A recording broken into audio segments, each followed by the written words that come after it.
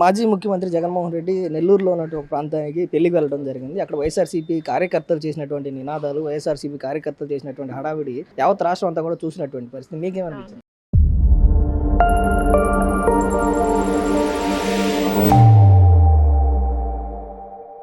చాలా దారుణంగా అనిపించిందండి అది చూసిన తర్వాత. అసలు నాయకుడు ఎలా ఉండాలి అని మన లోకేష్ గారిని చూసి తెలుసుకోవచ్చు. కానీ జగన్ 11 సీట్లు వచ్చి ఇంత జరిగిన తర్వాత కూడా ఇంకా మారలేదు. ఇంకా మారకుండా ఇంకా వాళ్ళని ఆ రౌడీల్ని గూండాల్ని ఎంకరేజ్ చేసినట్టుగా ఇప్పుడు మొన్నటిదాకా రప్పా అని, అది కాకుండా ఇప్పుడు రక్తంతో హోలీ అని చెప్పి చాలా దారుణంగా చేశారు. వాళ్ళు రక్తంతో హోలీ అని చెప్పి వాళ్ళు అంటుంటే వాళ్ళని తిరస్కరించాల్సింది పోయి ఇంకా వాళ్ళని ఎంకరేజ్ చేసినట్టుగా వాళ్ళకి దండాలు పెట్టడం. జగన్ చాలా దారుణంగా ప్రవర్తించాడు. ఇలాగే ఉంటే ముందు ఆ 11 కూడా రావు. లోకేష్ గారు, మన బాబు గారు అధికారంలోకి వచ్చాక ఎంత అభివృద్ధి చేస్తున్నారో, ఎన్ని కార్యక్రమాలు, ప్రతి ఒక్క మాట కూడా నిలబెట్టుకుంటున్నారు. అది మనం కళ్ళారా చూస్తున్నాం. కానీ జగన్మోహన్ రెడ్డి అవన్నింటికి ఇంకా చెయ్యకపోగా ఇంకా గంజాయి, ఆ రౌడీలు, గోండాలు వీటినే ఇంకా ఎంకరేజ్ చేస్తున్నారు. రక్తంతో హోలీ అంట. అసలు రక్తంతో హోలీ ఏంటండి? గెలిస్తే రక్తంతో హోలీ చేసి ఇంకా జనాల్ని ఇంకా ఏం చేద్దాం అనుకుంటున్నాడో కూడా అర్థం కావట్లేదు అనమాట. 5 సంవత్సరాల్లో దళితుల పైన కానివ్వండి, లేదంటే తెలుగుదేశం పార్టీ నాయకుల పైన కానివ్వండి, లేదంటే జనసేన పార్టీ నాయకుల పైన కానివ్వండి, ఏ విధంగా దాడులు జరిగాయో, ఏ విధంగా వాళ్ళని అరెస్టులు చేశారో, ఏ విధంగా పల్నాడు లాంటి ప్రాంతాల్లో ఊరిని వదిలిపెట్టేలాగా చేశారు, ఏ విధంగా కాళ్ళు విరగొట్టేటువంటి పరిస్థితులు చూసాం గత 5 సంవత్సరాల టైంలో. ఇప్పుడు ఏకంగా వీళ్ళే చెప్తా ఉన్నారు, మేము గెలిస్తే ఇది చేస్తాం, మేము గెలిస్తే ఇది చేస్తాం. ఒకవేళ వైసీపీ గెలిస్తే ఆంధ్ర రాష్ట్రం పరిస్థితి ఏంటంటే? వైసీపీ గెలిస్తే చాలా దారుణంగా ఉండిద్దండి. కానీ ఇలాంటివి చేస్తే అది గెలిసిద్దన్న నమ్మకం కూడా లేదు. అది అసలు గెలవదు. అది కళ్ళ మాట అనమాట. అది గెలవదు కూడా. ఇలా చేస్తుంటే పోనీ ఏదైనా మంచి పనులు చేసి ప్రజల్లో మంచి పేరు తెచ్చుకుంటే ఏమో గెలిచిద్దేమో అని మనకు కొంచెం ఒక థాట్ అన్నా ఉండొచ్చు. కానీ ఇలాంటి పనులు చేస్తుంటే అసలు గెలిచిద్దని ఎవరు అనుకుంటారండి? అసలు మంచి పనులు చేసే వాళ్ళని ఇంకా వాళ్ళని కాళ్ళు చేతులు ఎరగొట్టడం, వాళ్ళని తిట్టడం వాళ్ళు చేయకపోగా ఇంకా వీళ్ళని ఇలా చేస్తుంటే అది చాలా దారుణమైన పని కదా. ఏంటి మొన్నటి వరకు చూస్తేనేమో రప్పా అన్నారు, లేదంటే పోలీస్ అధికారులని గుడ్డలోడు తీస్తామన్నారు, విదేశాల్లో ఉన్నా కానీ తీసుకొచ్చి ఇక్కడ కూర్చోబెడతా ఉన్నారు, ఎవరెవరైతే నాయకులపైన దాడి చేస్తున్నారో అంతు తేలుస్తాం, సినిమాలు చూపిస్తాం అని చెప్పి ఈ విధంగా ఒక రౌడీ మాట్లాడినటువంటి వైఎస్ఆర్సీపీ నాయకులు కానీ, లేదంటే సాక్షాత్తు జగన్మోహన్ రెడ్డి కానీ ఈ రోజు రక్తంతో హోలీ చేసుకుంటాం అని చెప్పి బహిరంగంగా మాట్లాడుతూ ఉన్నటువంటి పరిస్థితి. అంటే ఏంటి, దీన్ని ఎలా చూడొచ్చు? తెలుగుదేశం పార్టీ నాయకులకి వైఎస్ఆర్సీపీ తేడా ఏంటి? రౌడీలు అనిపించారు కదండి వాళ్ళు. రౌడీలాగానే మాట్లాడతారు. మంచిగా ఎలా మాట్లాడతారు? ఇప్పుడు తెలుగుదేశం పార్టీ నాయకులు అంటే అసలు ప్రతి పని కూడా ఇప్పుడు ఏది మాట తప్పకుండా ఇచ్చిన ప్రతి మాట నిలబెట్టుకుంటూ వస్తున్నాడు. అసలు స్థలాలకి పట్టాలు ఇవ్వడం కానివ్వండి, స్త్రీలకు అసలు మిషన్లు అంతకు ముందు పార్టీ అధికారంలో లేనప్పుడు ఇచ్చారు. అధికారంలోకి వచ్చాక కూడా వీళ్ళేం మానేలేదు. ప్రతి ఒక్కరికి కుటుంబ మిషన్లు కానీ, స్త్రీలకి ఇచ్చే పథకాలు కానీ ప్రతి ఒక్కటి కూడా ఇచ్చుకుంటేస్తున్నారు. ఉచిత బస్సు కానీ ప్రతిదీ. జగన్మోహన్ రెడ్డి ఏం చేశాడు అసలు? గతంలో ప్రతిపక్ష హోదాలో ఉన్నప్పుడు తెలుగుదేశం పార్టీ ఇచ్చిన హామీలు, లేదంటే చెప్పినటువంటి మాటలు గుర్తుంచుకొని ఈ రోజు తెలుగుదేశం పార్టీకి అధికారం కట్టబెట్టారు ఆంధ్ర రాష్ట్ర ప్రజలు. మరి ఈ రోజు ప్రతిపక్ష హోదాలో ఉన్నటువంటి ప్రత్యర్థి పార్టీ అయినటువంటి వైఎస్ఆర్సీపీ నేతలు గెలిస్తే మేము అది చేస్తాం, ఇది చేస్తాం అని చెప్పకుండా అలా చేస్తాం, ఇలా చేస్తాం అని అరుగుతాం, రప్ప గంగమ్మ తల్లి జాతర అంటే ప్రజలు ఓట్లేస్తారు. అసలు ఈ పార్టీ భవిష్యత్తు ఏంటి? ఇలా చేసి వాళ్ళ రక్తాన్ని వాళ్ళే కొని తెచ్చుకుంటున్నారు చెప్పాలంటే. రప్ప అనేది అది కాకుండా అసలు రక్తంతో హోలీ, రౌడీలు అనిపిస్తున్నారు కదా మన కళ్ళ ముందే. అలా చేస్తున్నారు కదా. మంచి చేయకపోగా అట్లా మాట్లాడతాం, అది ఎంతవరకు కరెక్ట్? మాజీ ముఖ్యమంత్రి జగన్మోహన్ రెడ్డి నెల్లూరులో ఒక వివాహానికి హాజరైనటువంటి సందర్భంలో వైఎస్ఆర్సీపీ కార్యకర్తలు చూపించినటువంటి అత్యుత్సాహం కానీ, లేదంటే వాళ్ళు చేసినటువంటి నినాదాలు కానీ రాష్ట్రం అంతా కూడా చూసినటువంటి పరిస్థితి. ఏంటి, మీకేమనిపించింది? అంటే ఆ నినాదాలు ఏమని చెప్తున్నారండి? మీరు రప్ప ఆడిస్తాము, లేదంటే రక్తంతో ఇచ్చేస్తాము అంటే వాళ్ళందరినీ ఎంకరేజ్ చేస్తున్నారా? ఇంకా మనం వచ్చే రోజుల్లో జనాలందరినీ తొక్కేస్తాము, ఇచ్చేసేస్తాము, వాళ్ళ మీద నుంచి కార్లు పోనిస్తున్నాము, లేదంటే గులకరాళ్ళ నాటకాలు లాగా ఇట్లాగే రక్తపు నాటకాలు ఇంకా ఎన్నో తీసుకొచ్చేసి వాళ్ళ మీద ఇంకెన్నో వేసేసి అవన్నీ టీడీపీ వాళ్ళు చేశారని చెప్పి వాళ్ళ మీద వేసేసి అలా మీరు ఏం చేయాలనుకుంటున్నారండి? నాకు అదే అర్థం కాలేదు. ఏమని చెప్తున్నారు ప్రజలకి? అంటే మీరు ఇష్టంగా మీరు మాట్లాడేసేయండి, వెనక నేను ఉన్నానని చెప్తున్నారా? లేదు ఇవన్నీ స్టాప్ చేస్తాను ఇంతటితో మీరు మాట్లాడొద్దని చెప్తున్నారా? మీరు ఒక సీఎం హోదాలో నుంచి వచ్చిన మనిషి మీరు. అలాంటి వాళ్ళు జనాలు అలా మాట్లాడుతున్నప్పుడు మీరు ఎంకరేజ్ చేస్తారా, డిస్కరేజ్ చేస్తారా అనేది మా క్వశ్చన్ కూడా అండి. క్లియర్ గా చెప్తా ఉన్నారు జగన్మోహన్ రెడ్డి కూడా. ఇప్పటి వరకు అనేక మీటింగ్లు చెప్పారు, మేము గెలిస్తే ఒక్కొక్కరికి చుక్కలు చూపిస్తాం, సినిమా చూపిస్తాం, ప్రభుత్వ ఉద్యోగులు అంతు తేలుస్తాం అని చెప్పి మాట్లాడుతున్నటువంటి సందర్భాలు చూసాం. ఈ రోజు కార్యకర్తలు కూడా ఆ స్థాయికి దిగజారిపోయి మేము రక్తంతో హోలీ చేసుకుంటాం, గంగమ్మ తల్లి జాతర చూపిస్తాం అని చెప్పి ఈ రోజు ఇంకా మాట్లాడుతా ఉన్నా. కనీసం దాన్ని ఆపేటువంటి ప్రయత్నం కూడా జగన్మోహన్ జగన్మోహన్ రెడ్డి చేయకపోతే ఏంటి అసలు వీళ్ళు ఏం చేద్దాం అనుకుంటున్నారు గెలిస్తే? అంటే మెయిన్ వాళ్ళకి అభివృద్ధి చేయాలి, లేదంటే జనాల్ని ఇంకే ఏదన్నా ముందుకు తీసుకెళ్దాము, ఇప్పుడున్న నిరక్షరాస్యతను తగ్గించి ఉద్యోగాలు ఇద్దాము అనే ఇట్లాంటి ఏ మెంటాలిటీ లేదనుకుంటా అండి. నాకు తెలిసినంత వరకు అయితే ఏ కాడికి మనం శత్రుత్వంగా వెళ్దాము, రాక్షసత్వంగా చేద్దాము, మొత్తం రక్తంతో తడిపేద్దాము అన్నట్టే మాట్లాడుతున్నారు కదా. అంటే ఇది ఎలా ఉందంటే, మీరు గంజాయి బాగా ఇచ్చేసేయండి, తాగేసేయండి, తిరగండి, మీ ఇష్టం వచ్చినట్టు మీరు చేయండి, వెనక నేను ఉన్నాను అన్నట్టే చెప్తున్నారండి. మాకైతే అది బాగా తెలుస్తుంది.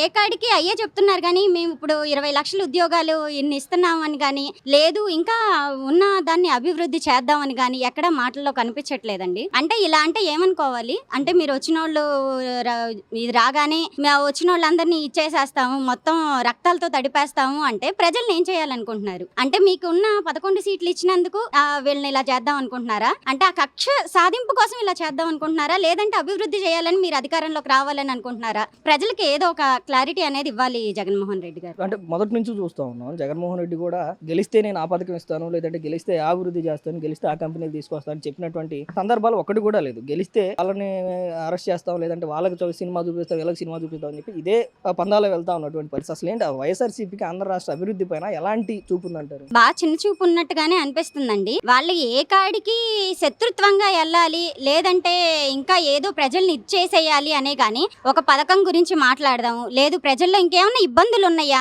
మనం దగ్గరుండి ప్రజలకు ఉన్న ఇబ్బందులు వీళ్ళ ద్వారా తీసుకెళ్లి ఇంకా ఏదైనా అభివృద్ధి చేయడానికి మన తోడ్పాటు అందించాలా, లేదు ప్రజలకు మన గురించి ఏమన్నా ఇంకా కావాల్సి వచ్చిద్దా అనే మాట ఎక్కడా వినిపించట్లేదండి. ఎక్కడ చూసినా రపారపా లాడిచ్చేస్తాము, లేదంటే రక్తాలు చిందిచ్చేస్తాము అంటే ఎవరు రక్తాలు చిందిస్తారండి?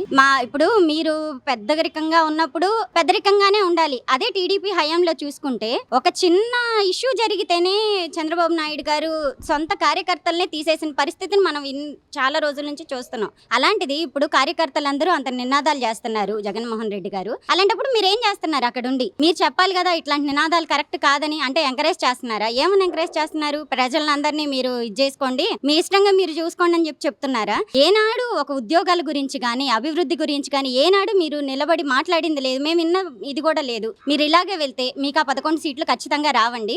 మీరు ఇంత కక్ష సాధింపు ప్రజల మీద ఉందని మేమైతే అసలు అనుకోలేదండి. మన మాజీ ముఖ్యమంత్రి జగన్మోహన్ రెడ్డి నెల్లూరులో ఉన్నటువంటి ఒక మాజీ వైఎస్ఆర్సీపీ నాయకుల ఇంటికి వెళ్ళి పెళ్లికి హాజరైనటువంటి పరిస్థితి. ఆ క్రమంలో వైఎస్ఆర్సీపీ కార్యకర్తలందరూ కూడా హద్దు మీరి నినాదాలు చేసినటువంటి పరిస్థితి, రక్తంతో హోలీ చేసుకుంటావు రప్ప అని చేసి మాట్లాడినటువంటి పరిస్థితి. ఏంటి అవి విన్న తర్వాత మీకు ఏమనిపించింది? అసలు నాకు అసలు ఆయన పెళ్లికి వెళ్తున్నట్టు అనిపించలేదండి. ఒక కర్రలో జెండాలు తీసుకుని వాడు దుప్పదగా ఎవడన్నా పెళ్లికి వెళ్తుంటే పూలు కాయలో ఏడు తీసుకెళ్తారు కానీ మరీ దారుణంగా అసలు నినాదాలు ఏంటండి బాబు. అయినా మాకు అది చూస్తే ఒకటే అనిపిస్తుందండి, మీకు మీ అభిమానులకు కానీ వీళ్ళకి అసలు ఏమని చెప్దాం అనుకుంటున్నారు? మీరు నెక్స్ట్ గవర్నమెంట్ ఫామ్ చేయడానికి ఇదే మీ నినాదమే అయితే మీ పరిస్థితి చాలా దారుణంగా ఉంటుందండి. జగన్మోహన్ రెడ్డి గారు గంజాయి బ్యాచ్ కి మద్దతు తెచ్చడం కానీ, మీ హత్యలు మానభంగాలు కానీ ఇట్లాంటి ప్రోత్సహించి మీ నినాదం ఇదే అయితే మాత్రం మీకు 29లో చాలా గట్టి ఎదురు దెబ్బ తగులుతుంది. మీ స్క్రిప్ట్ ఇచ్చే వాళ్ళు లేకపోతే మీ మనస్తత్వం మార్చుకోండి, అభివృద్ధి మీద కాన్సన్ట్రేషన్ చేయండి. మీరు చేసే ఎన్ని కూడా ప్రభుత్వంలో జరుగుతున్న అభివృద్ధుల్ని మీరు డైవర్ట్ చేస్తున్నారు. అంటే ఎక్కడన్నా క్వాంటమ్ వాల్యూ అయింది, ఈ లోపల ఏదైనా ఇష్యూ తీసుకొచ్చి డైవర్ట్ చేసేద్దాం, లేదా ఇంకేదన్నా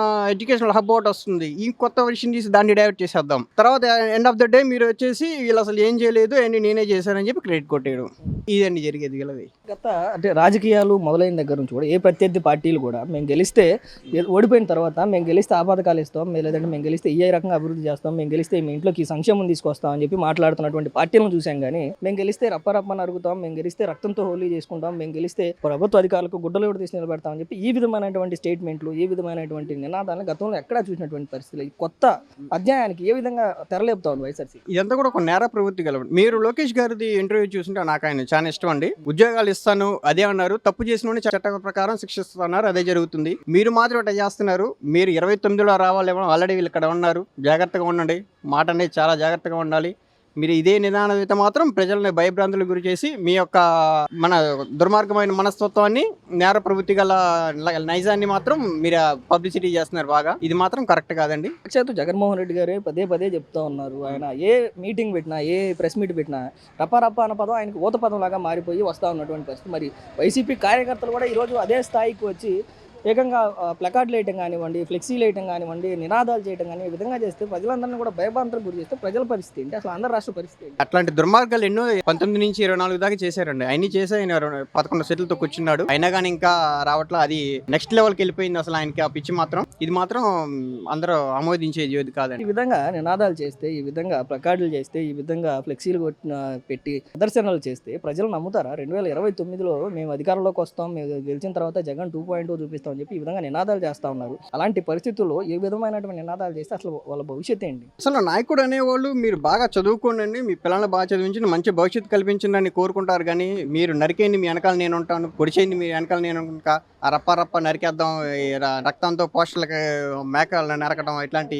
హింసని ప్రేరేపిస్తున్నాడండి. నాకెందుకో ఒక రాక్షసుని చూస్తున్నట్టు అనిపిస్తుంది. కానీ అసలు అంత బాధ్యతాయుతమైన పదవి నుంచి దిగిపోయి ఇట్లాంటి అంటే వాస్తవానికి అయితే కార్పొరేటర్ కి పోటీ చేసే అంత కూడా ఇలాంటి దారుణమైన మనస్తత్వం ఉండదండి. అలాంటి కుచించితమైన మనస్తత్వం జగన్మోహన్ రెడ్డి గారిది. ఎప్పుడైతే పదవి నుంచి దిగిపోయాడో అసలు ఆయన అహం దెబ్బతిని చాలా దారుణంగా తయారైపోతున్నాడు. ఆ బెంగళూరు ప్యాలెస్ లో కూర్చుంటున్నాడు. దానివల్ల ఇట్లాంటి పథకాలన్నీ కూడా రచించి జనాన్ని భయభ్రాంతులకు గురి చేసి ఆ భయంతో గెలవాలని చూస్తున్నాడు. ఇది మాత్రం ఇప్పుడు ఎవరో సక్సెస్ అయిన ఫార్ములా అయితే కాదండి. ఇది మాత్రం విపక్షంలో ఉన్నప్పుడు తెలుగుదేశం పార్టీ కానీ, లోకేష్ గారు కానీ, చంద్రబాబు నాయుడు గారు కానీ వ్యవహరించుకున్న తీరేంటి? ఈరోజు జగన్మోహన్ రెడ్డి ప్రతిపక్ష హోదా కూడా రాకుండా ప్రత్యర్థి పార్టీగా ఆయన వ్యవహరిస్తున్నటువంటి తీరేంటి? ఇప్పుడు చంద్రబాబు నాయుడు గారు కానీ, లోకేష్ గారు కానీ, పవన్ కళ్యాణ్ గారు వీళ్ళందరూ ఉన్నా కానీ సంయమనంతో విమర్శ అనేది చాలా చక్కగా చేశారు. విమర్శన చేశారు. ఏ పథకాలు అయితే అమలు కావట్లేదు అన్నారు, ఏంటో లోటుపాట్లు ఉన్నాయో, ఎక్కడైతే రోడ్లు అనేది చాలా దారుణంగా ఉన్నాయి చాలా నీట్ గా ఎక్స్పోజ్ చేశారు. బాగుంది. ఇట్లా ఒక్కొక్కటి అంశం మీద ఉన్న సమస్యల మీద చేయాలి. కానీ ఈయన ఏంటంటే ఆయనకి సమస్యలు కనిపించట్లేదు. వాస్తవానికి అమరావతిలో క్వాంటమ్ వ్యాలీ రావడం కానీ, ఇట్లాంటి క్యాంపస్ కానీ, ఇట్లాంటి కొన్ని ప్రాజెక్టులు వచ్చినప్పుడు ఇవన్నీ ఆయన చూడలేక తట్టుకోలేకపోతున్నాడు. దీని నుంచి ప్రజలను డైవర్ట్ చేయడానికి మాత్రమే ఈ హింస అనే ఒక ఎజెండాని బయటికి తీసుకొస్తున్నాడు. ఈ యొక్క హింసతో ఆ వచ్చే కంపెనీలను ఆపేస్తే ఇక ఆంధ్రప్రదేశ్ లో వీళ్ళ హయాంలో ఏ డెవలప్మెంట్ జరగలేదని చెప్పి జనంకి తీసుకెళ్ళడానికి మాత్రమే ఈయన చేస్తున్నాడండి. నెల్లూరులో ఒక పెళ్లికి హాజరైనటువంటి మాజీ ముఖ్యమంత్రి జగన్మోహన్ రెడ్డిని చూసి ఆ పార్టీ కార్యకర్తలు చేసినటువంటి నినాదాలు రాజకీయంగా తీవ్ర చర్చాంశనీయంగా మారినటువంటి పరిస్థితులు చూస్తా ఉన్నాం. రక్తంతో హోలీ చేసుకుంటాం, రప్ప నరుకుతాం అని చెప్పి ఈ విధమైనటువంటి హింసాత్మకమైనటువంటి నినాదాలు చేసినటువంటి పరిస్థితి ఏంటి? మీకేమనిపించింది అది చూసిన తర్వాత? ఇప్పటిదాకా వాళ్ళు చేసింది, నిన్నటి వరకు చేసింది రక్త చరిత్ర, రక్తపాతాలే కదండి. మర్డర్లు, మానభంగాలు తప్ప వాళ్ళు ఏమన్నా ప్రజల కోసం, ప్రజల శ్రేయస్సు కోసం ఏమన్నా చేశారా? చేయలేదుగా. అలాంటి ఆలోచనలు ఉన్న వాళ్ళు అలాంటి ఆలోచనలే వస్తాయి. అది కొత్తగా వీళ్ళు కాకపోతే వాళ్ళ అధికారంలో ఉన్నప్పుడు దాన్ని కప్పిపుచ్చుకున్నారు. ఇప్పుడు అధికారం లేదు కాబట్టి వాళ్ళలో ఉన్న అనాలోచితమైన ఆలోచనలన్నీ బయటకు వస్తున్నాయి. అది దానికి ఆయన సపోర్ట్ చేస్తున్నారు కూడా. ఇప్పుడు వచ్చిన వాళ్ళు అలా చేస్తుంటే అలా విమర్శించాలి గాని అలా చెప్పకూడదని ఒక నాయకుడికి ఉండవలసిన లక్షణం అది. కానీ దాన్ని కూడా ఆయన వ్యక్తపరుస్తూ ఆనందాలతో వాళ్ళకి క్లాప్స్ కొడుతూ దాన్ని ఇంకా ఇది చేసి వాళ్ళ ఆవేశాన్ని అణచాల్సింది పోయి ఇంకా ఈయన ఆజ్యం పోస్తున్నారు. ప్రధానంగా రాజకీయంగా విమర్శలు అనేవి గత ప్రతిపక్ష హోదాలో ఉన్నప్పుడు తెలుగుదేశం పార్టీ ఇప్పుడు ఉన్నటువంటి ప్రభుత్వం చేసినటువంటి తప్పులను ఎత్తి చూపేటువంటి ప్రయత్నం, ఆ ప్రభుత్వంలో జరుగుతున్నటువంటి లోటుపాట్లు ఎత్తి చూపే ప్రయత్నం చేసినటువంటి సందర్భాలు చూసాం. కానీ ఈ విధంగా వ్యక్తిగతంగా విమర్శలు చేయడం, వ్యక్తిగతంగా దాడులు చేస్తామని బెదిరించడం ఎంతవరకు కరెక్ట్? వ్యక్తిగతంగా దాడులు చేస్తామని బెదిరించడం కాదండి, చాలా వరకు చేశారు, చాలా వరకు ఓర్చుకున్నారు. అయినా కూడా వాళ్ళ దాడులు ఆపలేదు. ఇప్పటికీ ఏం చేసినా కూడా చేస్తానే ఉన్నారు. దాన్ని మనం ఏం చేసినా వాళ్ళు ఆపరు. ఎందుకంటే వాళ్ళ ప్రచారం అలాంటిదే, వాళ్ళ ఆలోచనలు అనులోచితమైన ఆలోచన. అలాంటి వాటిల్ని మనం ఏం చేసినా కూడా వాళ్ళు ఆపరు. అది ప్రజలే తెలుసుకొని అలాంటి వాళ్ళని శాశ్వతంగా రాకుండా, అధికారంలోకి రాకుండా చేయాల్సింది ప్రజల చేతుల్లో ఉంది. జగన్మోహన్ రెడ్డిని నెల్లూరులో చూసినటువంటి వైఎస్ఆర్సీపీ కార్యకర్తలు అత్యుత్సాహంతో వాళ్ళు చేసినటువంటి నినాదాలు రాష్ట్రం అంతా కూడా రాజకీయంగా తీవ్ర విమర్శలకు దారితీస్తా ఉన్నాయి. మేము గెలిచిన తర్వాత ఒక్కొక్కరు రక్తంతో హోలీ చేసుకుంటామని చెప్పి, అదేవిధంగా రప్ప నరుకుతామని చెప్పి వాళ్ళు చూపించినటువంటి ప్లకార్డులు కానీ, వాళ్ళు చేసినటువంటి నినాదాలు కానీ రోజు రాష్ట్రం అంతా కూడా మాట్లాడుకుంటా ఉన్నారు. ఏంటి మీరేం చెప్తారు? వాస్తవం వాళ్ళు చెప్పిన విషయాలన్నీ వాస్తవమే అండి. ఎందుకంటే రేపు జగన్మోహన్ రెడ్డి గారు కనుక అధికారంలోకి వస్తే ఖచ్చితంగా జరిగేది ఇదే. వాళ్ళ మనసులో అనుకునేదే చెప్తున్నారు. రేపు గనక పొరపాటున గనక జగన్మోహన్ రెడ్డి గారు అధికారంలోకి వస్తే గనక ఈ రక్తంతో హోలీ చేసుకోవడం అనేది వాస్తవమే, దాంట్లో ఎటువంటి సందేహం లేదు. మనసులో అనుకునేది ఖచ్చితంగా కరెక్టే. రాజకీయాలు అనేవి రాష్ట్ర అభివృద్ధికో లేదంటే రాష్ట్ర ప్రజల ప్రయోజనాలకు అంకితం అయి ఉండాలి. కానీ ఈ విధంగా కక్ష సాధింపు రాజకీయాలకు లేదంటే పరమైనటువంటి రాజకీయాలకు అవసరం అంటే ఖచ్చితంగా అసలు ఇది అవసరం లేదండి. కానీ ఈ జగన్మోహన్ రెడ్డి గారి రాజకీయమే హత్య రాజకీయాలు, కక్ష రాజకీయాల మీద ఆధారపడి ఉంటుంది. వాళ్ళ రాజకీయం అంతా అలాగే ఉంటుంది.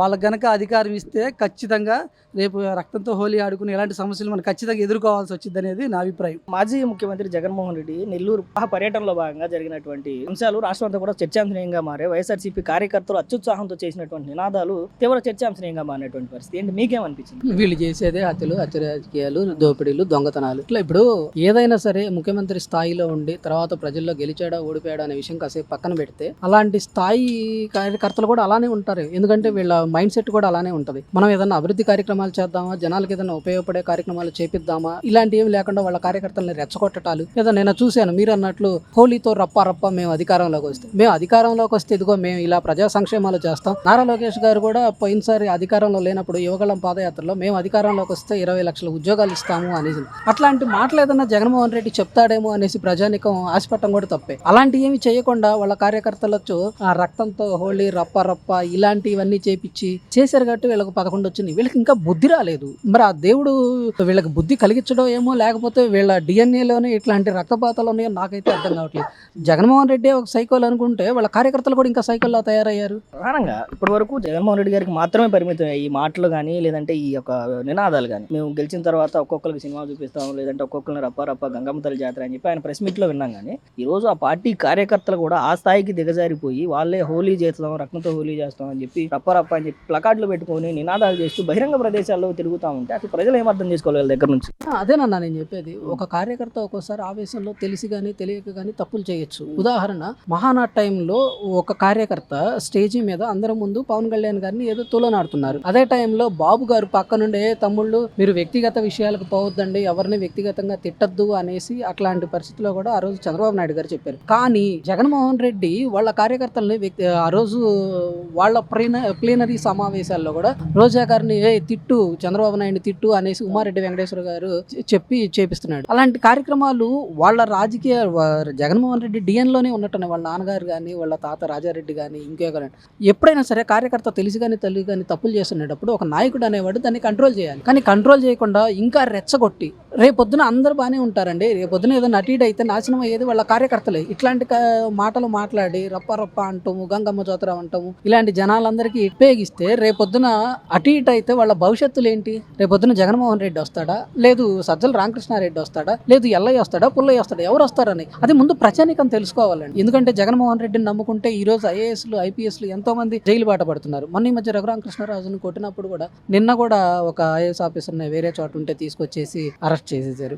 ఈ ఎవరు ఉండరండి, అది వాళ్ళ కార్యకర్తలు తెలుసుకోవాలి మనం ఎంతవరకు మాట్లాడాలి ఏంది అని. లేదు ఒకవేళ తెలిసి కానీ తెలియక కానీ కార్యకర్త కొద్దిగా ఆవేశంగా ఉంటే జగన్మోహన్ రెడ్డి అనే అతను చెప్పుకోవాలి, అరే ఇలా కాదు మనం అభివృద్ధి చేసి మనం ఓట్లు సంపాదించుకోవాలి అనేసి. మారనండి వీళ్ళు. పార్టీలు అభివృద్ధిని మొదటి నుంచి కూడా ఎవరైతే ఓడిపోయిన పార్టీలు ఉంటాయో లేదంటే ఎవరైతే గెలవాలన్న తాపత్రయంతో ఉన్నటువంటి పార్టీలు ఉంటాయో వారందరూ కూడా ప్రభుత్వం చేసేటువంటి తప్పులను ప్రశ్నిస్తూ, ప్రభుత్వంలో ఉన్నటువంటి లాటుపోట్లను ప్రశ్నిస్తూ, లేదంటే మేము గెలిస్తే ఆ పథకాలు చేస్తాం, మేము గెలిస్తే ఈ అభివృద్ధి చేస్తాం, మేము గెలిస్తే ఈ రకమైనటువంటి ఉద్యోగాలు ఇస్తామని చెప్పినటువంటి పార్టీలను చూసాం. కానీ మొట్టమొదటిసారిగా మేము గెలిస్తే రప్పారప్పని అడుగుతాం, జాతర చూపిస్తాం, సినిమా చూపిస్తాం, రక్తంతో హోలీ చేస్తాం ఉన్నటువంటి పార్టీని మొట్టమొదటిసారిగా వైఎస్ఆర్సీపీనే చూస్తూ ఉన్నటువంటి పరిస్థితి. ఏంటి అసలు ఈ పార్టీ ఏమనుకుంటా ఉంది రాష్ట్ర ప్రజలు? అదేనన్నా, వీళ్ళ పార్టీలోనే డిఎన్ఏ ఉంటుందో లేకపోతే ఇట్లాంటి వాళ్ళందరూ మరి ఆ పార్టీలో ఉన్నారని వాళ్ళ పుట్టుకే అవినీతి అక్రమాల లేదు హత్య రాజకీయాల మీద వెలిచిన పార్టీ. ఈరోజు వైఎస్ఆర్ పార్టీ కూడా యువజన శ్రామిక రైతు పార్టీ అనేసి వాళ్ళు చెప్పుకుంటున్నారు. వాళ్ళు ఎవరికైనా చేయాలంటే యూత్కి మనం అధికారంలోకి వస్తే యువతకి ఏవి ఇద్దాము, రైతులకు ఏ సబ్సిడీ మీద రుణాలు ఇద్దాం, విత్తనాలు ఇద్దాము, లేదు మహిళలకు ఏది చేద్దాము, అలా ఏమైనా యువతకి ఏదైనా చేద్దామా, లేదు పెన్షన్లు ఇద్దామా, రేషన్ కార్డులు ఇద్దామా, ఇలాంటి ఏమీ ఆలోచించకుండా లేదు రేపొద్దున అభివృద్ధి రాజధానిని ఏదైనా అభివృద్ధి చేద్దామా, లేదు ఐటీ కంపెనీలు ఏదైనా తీసుకొచ్చి ఉద్యోగాలు లేని యువతకి ఏదైనా ఉపాధి కల్పన చేద్దామా, లేదు ఇంటికాడ మహిళలు ఒంటరిగా ఉంటున్నారు వాళ్ళకి ఏదైనా ఉద్యోగ అవకాశాలు ఏదైనా కల్పిద్దామా, ఇలాంటివన్నీ ఏమీ లేకుండా మీరు అనండి నీకెందుకు నేను చూసుకుంటాను అనేసి వాళ్ళ కార్యకర్తలని రెచ్చగొడుతున్నారు. కొన్ని వాళ్ళ కార్యకర్తలన్నా సరిగా ఉన్నారా అంటే అది లేదు. ఒక ఎమ్మెల్యే వచ్చేసి 2-3 భార్యలను వేసుకొని ఒక ఆవిడని వదిలేసి ఆ దువ్వాడ శ్రీనివాస్ అనే అతను మొన్న ఈ మధ్య డ్రైవర్ సుబ్రహ్మణ్యాన్ని హత్య చేసి ఒక మా కుర్రాన్ని డ్రైవర్ని సుబ్రహ్మణ్య అతని పేరు ఏం పేరు ఎమ్మెల్సీ అనంతబాబు ఇట్లాంటి వాళ్ళందరూ వచ్చి మరి ఏం చేయాలనుకుంటారో నాకైతే అర్థం కాదు. ప్రజానికానికి మనం మంచి చేద్దాము, మన పరిపాలనలో నలుగురు బాగుపడాలి, లేదు 10 మందికి ఉపయోగంగా ఉండాలి, 4 ఉద్యోగాలు ఇవ్వాలి, 10 మంది ఆడపిల్లలకి ఏదైనా ఉపాధి కల్పన కల్పించాలి, ఇట్లాంటి ఏమి లేవు. ఎప్పుడైనా సరే అండి ఒక పరిపాలించే స్థానం స్థానంలో ఉన్న వ్యక్తి మంచి మాటలు కానీ మంచి ప్రవర్తన కానీ లేదు మంచి పరిపాలన కానీ చేపినట్లయితే ఆ రాష్ట్రం సుభిక్షంగా ఉంటుంది. ఎప్పుడైతే కార్యకర్తలను రెచ్చగొట్టి లేదు ప్రజానికాన్ని భయభ్రాంతులు గురి చేసి, నేను అనేది అదే, ఇలాంటి కార్యక్రమాలు చేశారు కాబట్టి 11 వచ్చినాయి. కనీసం ఇకనైనా సరే జగన్మోహన్ రెడ్డి కానీ వాళ్ళ కార్యకర్తలు కానీ కనుక మారకపోతే రేపొద్దున జగన్మోహన్ రెడ్డి ఒకటి కూడా గెలవటం మాత్రం చాలా కష్టంగా ఉంటుంది.